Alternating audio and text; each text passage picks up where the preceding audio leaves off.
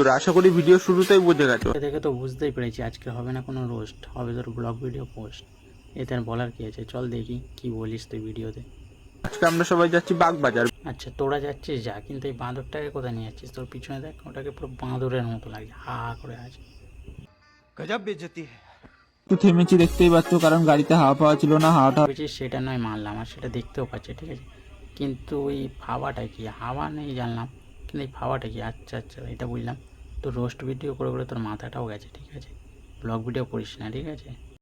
बात तो सही है। ওদের আসা মাত্র আবার যাত্রা শুরু করলাম। যাত্রাটা শুরু করলি মানে?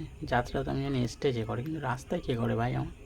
হ্যাঁ আচ্ছা, তোর পিছনে ওই বাঁদরটা আছে না, এর জন্য হঠাৎ তোর যাত্রার কথা মনে পড়লো। ঠিক আছে, কর যাত্রা কর দেখি। বাগবাজার চলে এসেছি, ওই যে পুজোর একটা প্যান্ডেল হচ্ছে, মানে থিম পুজোর। বলে তুই বললি ওটা পুজোর প্যান্ডেল, নয়তো আমরা জানতেই পারতাম না ওটা কিসের প্যান্ডেল। আমরা ভাবলাম তোর যাত্রার প্যান্ডেল নাকি। ওই যে ওই পার থেকে কেউ টর্চ মারছে।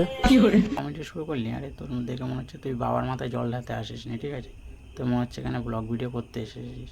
এই অবধি সবাই ভালো থাকবেন, সুস্থ থাকবেন। তো টাটা, পরের ভিডিওতে আবার দেখা হচ্ছে। বলতে হবে না, ঠিক আছে, সবাই এমনিতেই ভালো থাকবে, ঠিক আছে, কিন্তু দেখ তুই এই ধরনের ব্লগ ভিডিও নিয়ে আসিস না, তোকে দিয়ে ব্লগ ভিডিও হচ্ছে না রে। बात तो सही है।